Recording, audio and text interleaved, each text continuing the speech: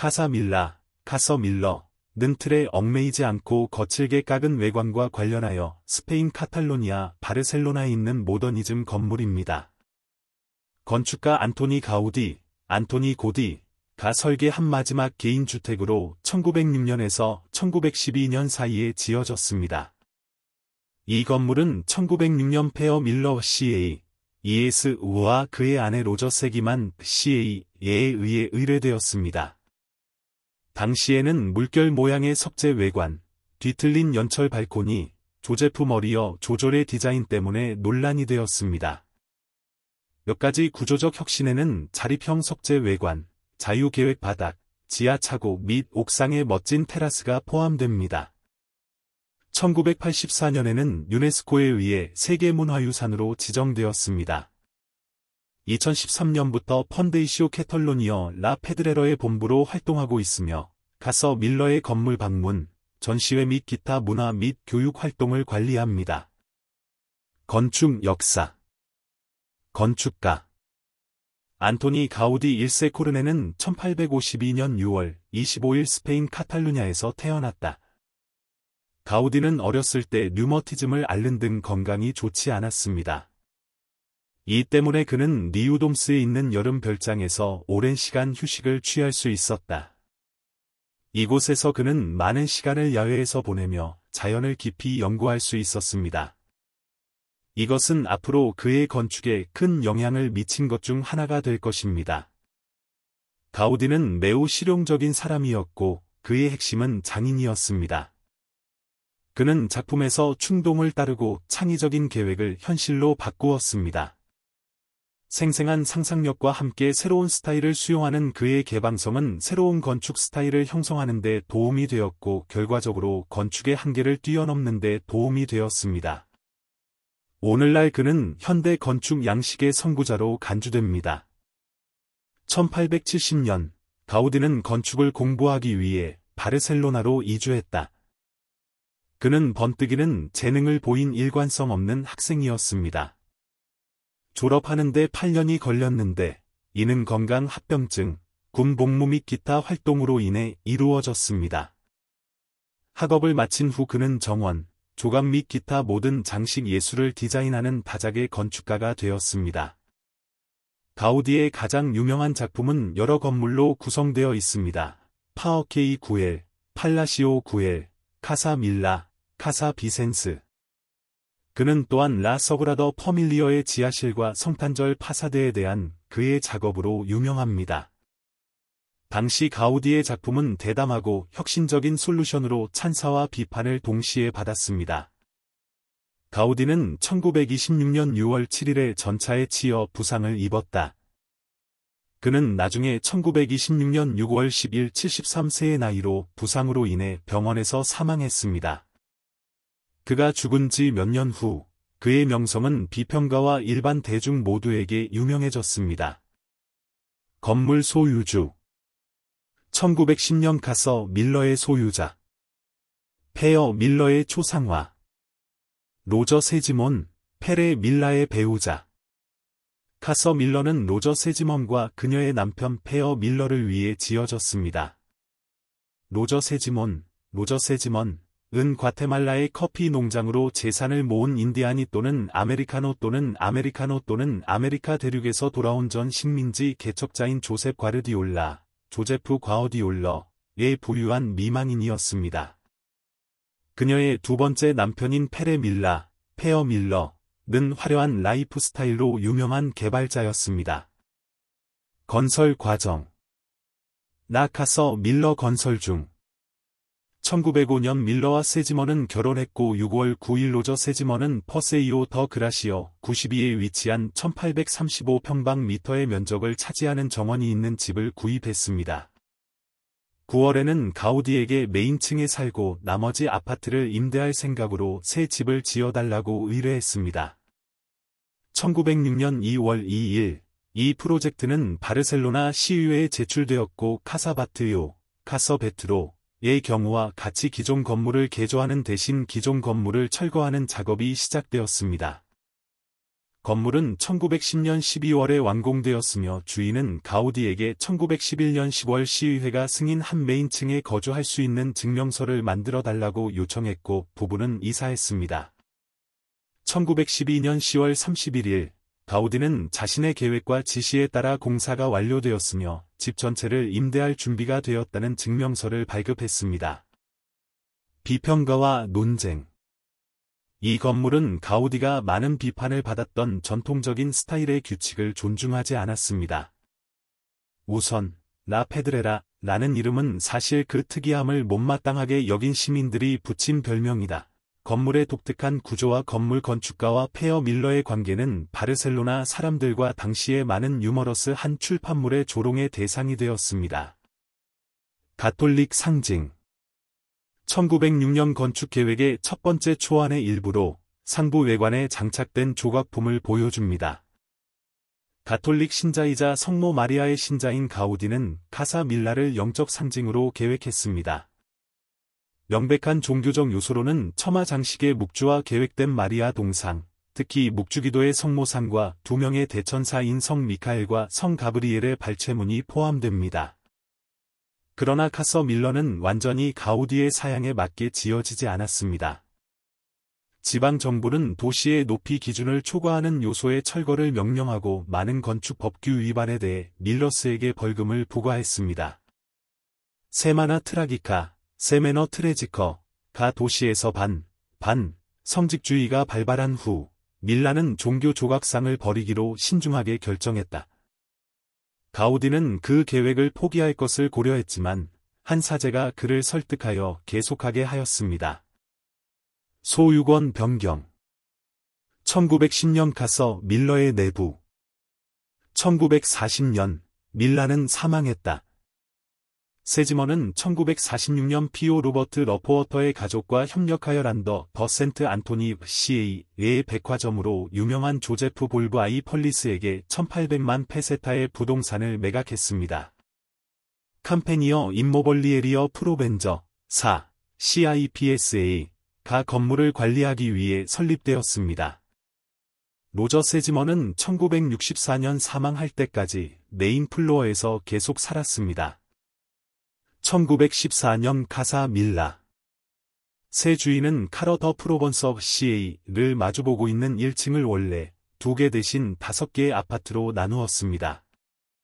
1953년 그들은 프란시스코 후안 바르바 코르시니, 프란시스코 완바어버 커시니 에게 쓰레기로 가득 찬 13개의 다락방 세탁실을 거리를 향한 아파트로 개조하고 안뜰을 향한 쪽에 공용 복도를 남겨두도록 의뢰했습니다. 방 2개 또는 3개짜리 아파트 중 일부는 다락방이 있으며 벽돌, 보자기 및 목재를 사용하여 전형적인 1950년대 초 스타일로 설계되고 가구가 배치되었습니다.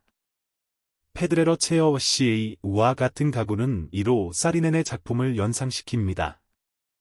보험회사인 노어던이 1966년에 메인 플로어를 인수했습니다. 그때까지 카서 밀러에는 빙고 홀, 아카데미, 세멘토스 몰린즈와 이낙스크람의 사무실이 있었습니다.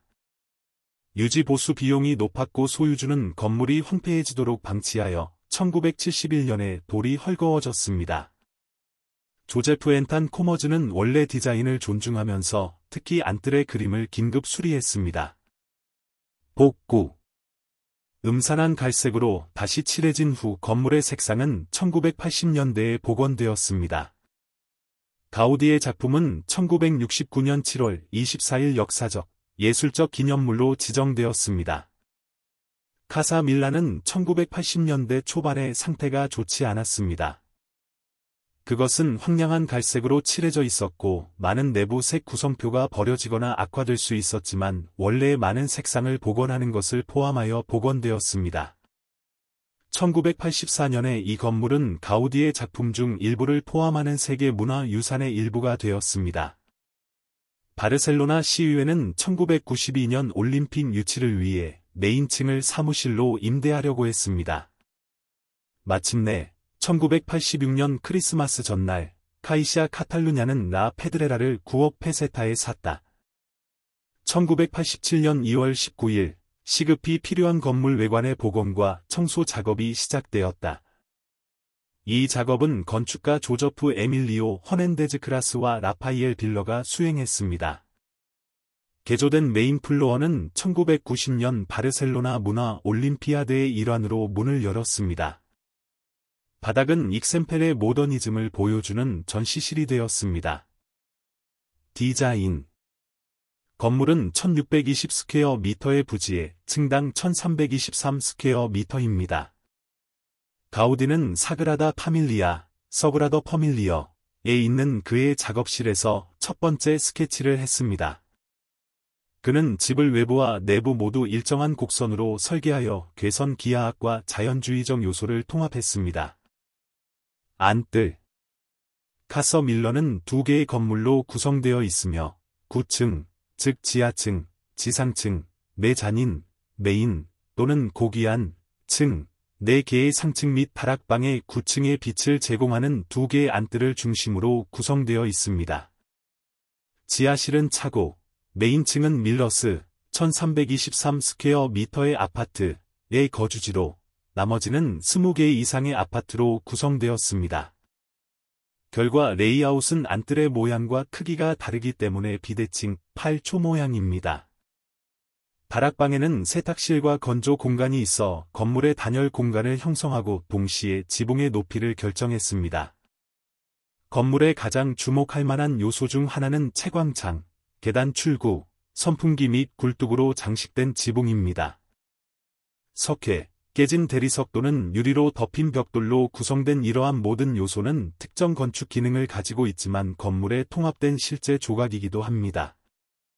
아파트는 역동적인 구조가 있는 석고 천장, 수제 나무 문, 창문, 가구, 유압 타일 및 다양한 장식 요소를 갖추고 있습니다.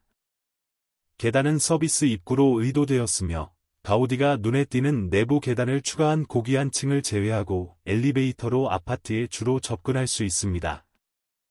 가우디는 아파트에 사는 사람들이 모두 서로를 알기를 원했습니다. 따라서 엘리베이터는 다른 모든 층에만 있었기 때문에 다른 층에 있는 사람들이 서로 만날 수 있었습니다.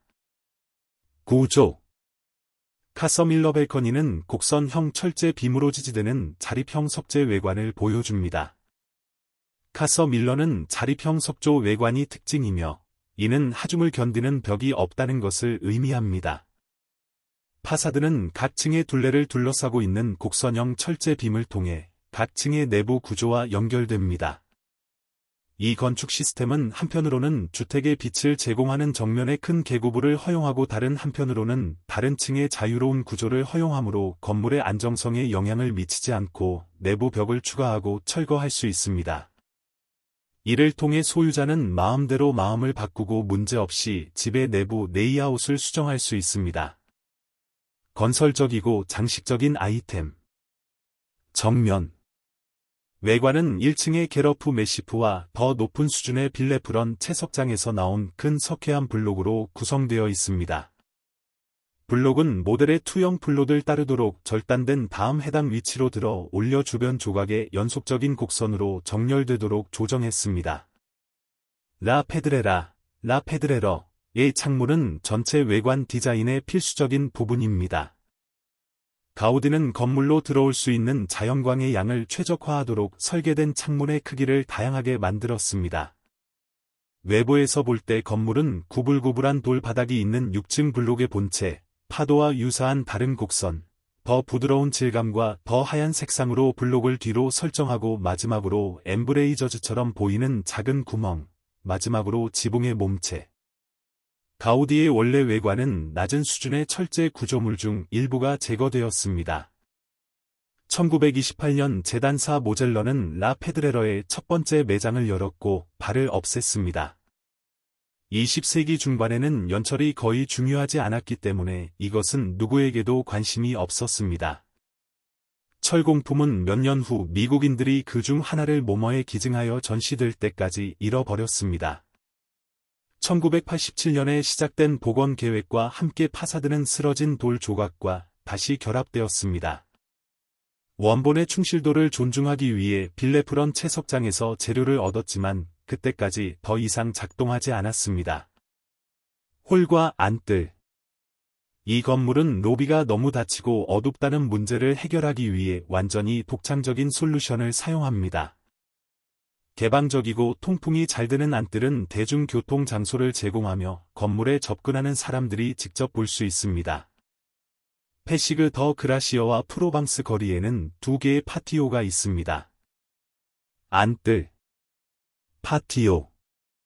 파티오는 구조적으로 내부 파사드의 하중을 지지하는 데 중요합니다.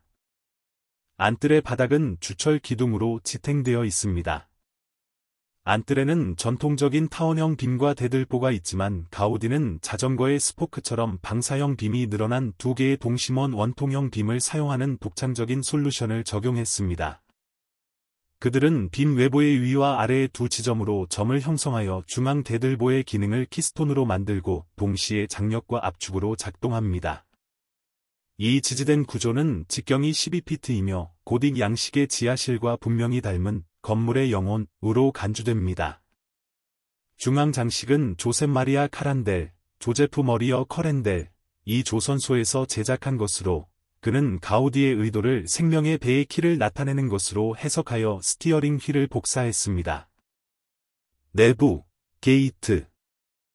벽에는 그림이 걸려 있고 거대한 철문으로 출입이 보호되고 있습니다. 접근은 조절에 기인 한 디자인의 거대한 철문으로 보호됩니다. 원래는 차고에 대한 접근이 현재 강당인 지하에 있기 때문에 사람과 자동차 모두가 사용했습니다. 두 개의 홀은 석고 표면에 유화가 그려진 완전히 다색이며 신화와 꽃에 대한 절충주의적인 언급이 있습니다. 건설 중에는 지하실을 자동차 차고로 사용하는 등의 문제가 있었는데 이는 당시 부르주아를 흥분시켰던 새로운 발명품이었습니다. 미래의 이웃이자 인더스트리얼 리네러의 소유주인 펠릭스 앤서니 메도우즈, 필릭스 앤서니 메도즈는 자신의 롤스로이스가 접근할 수 없었기 때문에 변경을 요청했습니다. 가우디는 파레츠 델 바에스, 페러츠 딜리트 벨리즈의 판매 및 공장을 설립하고 있던 필릭스, 가라 페드레라, 라 페드레러에서 차를 타고 두 곳으로 갈 수 있도록 차고로 이어지는 경사로의 기둥을 제거하는 데 동의했습니다. 카서 밀러의 바닥을 위해 고디는 두 가지 색상의 정사각형 목재의 바닥 형태 모델을 사용했으며 원래 베트로 집을 위해 디자인된 파란색과 바다 모티브의 수압 포장 육각형 조각을 사용했습니다. 왁스는 가우디의 감독하에 존 버트랜드 이 회색으로 디자인했으며 가우디는 제조업체 조제프 베이의 말에 따르면 자신의 손가락으로 손질했습니다. 로프트, 다락방, 카서 베트로에서와 마찬가지로 가우디는 로브레라 마타로넨세, 엘라브리러 메테로넨스로 알려진 마타로 협동조합의 목조 구조에서 졸업한 직후 이미 사용했던 형태인 지붕의 지지 구조로 전차선 아치를 적용하는 것을 보여줍니다. 이 경우 가우디는 14세기 이탈리아에서 수입된 카탈루냐어 팀브렐 기법을 사용했습니다. 세탁실이 위치한 다락방은 높이가 다르고 약 80cm 간격에 270개의 포물선 금고로 지지되는 카탈로니아어 금고, 지붕 아래의 깨끗한 방이었습니다. 지붕은 거대한 동물과 야자수의 갈비뼈를 모두 닮았으며 지붕 데크는 언덕과 계곡의 풍경과 유사한 매우 독특한 모양을 제공합니다. 안뜰의 모양과 위치는 공간이 좁아지면 아치가 높아지고 공간이 확장되면 낮아집니다. 건축업자 베이오는 그 건축을 다음과 같이 설명했습니다. 먼저 넓은 벽의 얼굴은 모르타르로 채워지고 회반죽으로 칠해졌습니다. 그런 다음 커널리터는 각 아치의 계고부를 표시했고 베이오는 벽 꼭대기에 있는 아치의 각 시작점에 못을 박았습니다. 이 모델은 사슬이 매달려 있어 가장 낮은 지점이 아치의 편향과 일치했습니다. 그런 다음 체인에 의해 벽에 표시된 프로파일이 그려졌고 이 프로파일의 목수는 해당 중심을 표시하고 배치했으며 목재 금고는 세 줄의 평면 벽돌로 시작되었습니다.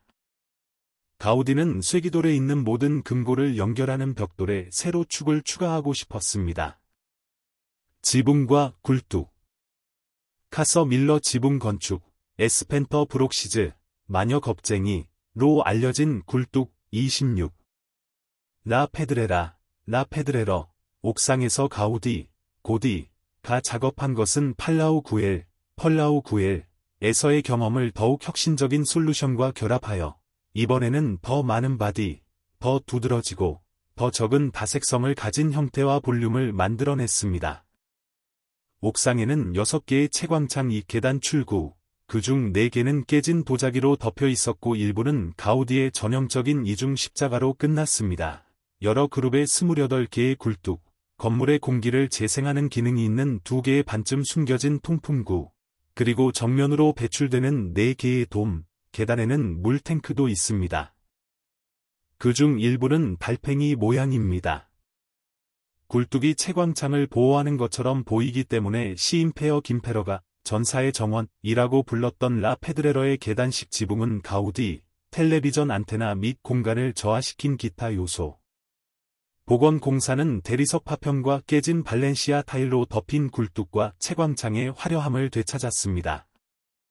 굴뚝 중 하나는 유리 조각으로 덮여 있었는데 가우디는 건물 개관식 다음 날 파티의 빈 병을 활용하여 그렇게 했다고 합니다.